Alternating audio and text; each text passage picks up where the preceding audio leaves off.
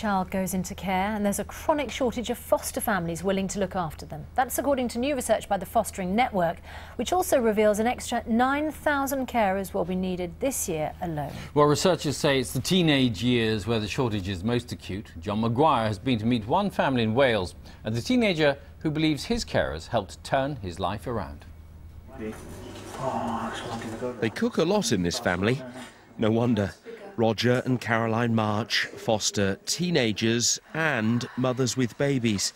And this, after having brought up a total of 6 children of their own between them. Oh, it's fantastic because it just teaches you so much about yourself. You think when you're grown up you should know it all, really.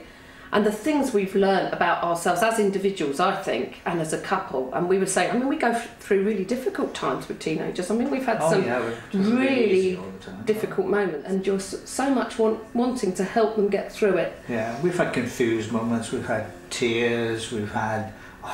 the happiness we've had is immense. You know, you'd say to yourself, you know, taking on children, how can that be an extra happy thing? But it is, there's so much immense pleasure which comes from them developing. Leon has been part of the family for 8 years, since he was just 9.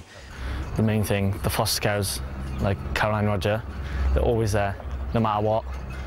If I make a mistake, they help me.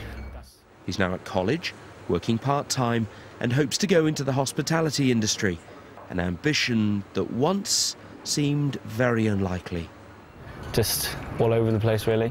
Not knowing what I wanted to do, not knowing what I wanted to be, just be doing all the wrong things, not knowing what's right, not knowing what's wrong, just knowing the wrong, really. So, how much of a difference would you say they'd made to your life?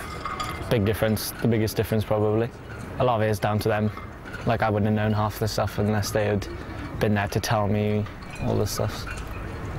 There is a severe shortage of foster carers, particularly ones prepared to look after teenagers. We've worked out that we need probably about another 8,000 to 9,000 more families across the UK. There are more children coming into care. A recent report that came out from Kafkas said that there were 10,000 more applications for children coming into care this year than there had been previously, and obviously teenagers will be a proportion of that. Caroline and Roger insist fostering teenagers is no bed of roses. But they say the advantages, the benefits, the rewards massively outweigh any disadvantages. And their relationship with Leon is proof positive of that. John Maguire, BBC News, Aberero. Gareth Gates joins us now. You weren't fostered, of course, Gareth, but you lived in a house with your lovely parents where they fostered a number of children, didn't they, over the years? I'm one of 4 children, and my mum and dad at one time had 3 foster children on top of that, so 7 children. It was a madhouse, but all at the same time, those 3 children, or at yeah, different times? Well, they fostered about 50 children over the past sort of 20 years. Really? And it's great. It's very rewarding for us kids as well. It's very humbling, but giving the kids back is always very hard. But it's, I think one thing that may hold a lot of people back from fostering is thinking, well, what would the impact be, the effect be on our children? Because there's intrusion and a lot of new relationships to be built. Did you find it difficult at times? No, I loved it, and I was 7 years old when my mum and dad first got their first child, and so it just became a part of life. How old was the child who came to be fostered? They were 5. Right. And so, yeah, it just became a part of life. Once I got a bit older is when I realised the benefits that we were having on their lives, helping to change their lives and show them love and, you know, things that we all take for granted, trust and things like that. And so when I started to realise that, it was a real sort of nice feeling that we were helping to craft and mould these. The thing is that people, they come into your life, and the nature of fostering is that it's not permanent, so they come into your life, you build a relationship, and then they go for one reason. Yeah, that's hard. I mean, one story was my mum brought a newborn baby home.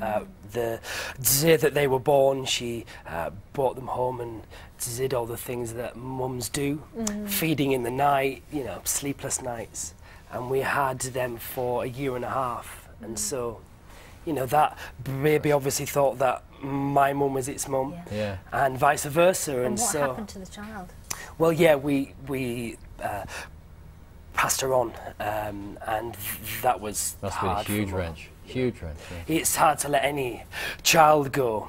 However, when you've brought them up from birth, and for a year and a half, it was hard. Yes. Is it something that you might? I mean, you're so young still, but is it something that you might consider? When you're Well, older? I've got a child at home, Missy, if she's watching. Hey, babe. And yeah, it's something I'd consider, absolutely, simply because I know the benefits of it. However, you know, I'll see where my life leads first. Yeah. Well, at the moment, you're on stage. Yeah. I'm just about to start a brand new musical in Leeds called Loserville at the West Yorkshire Playhouse, and rehearsals start today. So And give me time off to come and talk to us. That's very kind of you. And you're starting next month, is it? Yes. Yeah. So 4 weeks rehearsal and then 4 weeks of shows. Loserville. Is it set in any particular town? I mean, is it? It's American actually, so I'll be working on my American accent. And it's a fun musical, so. Excellent. Brilliant. Good. Perhaps you'll come back and talk to us about it later. Absolutely. Thank you. Gareth, thanks very much. Cheers. Great to see you. Gareth Gates. Let's see what the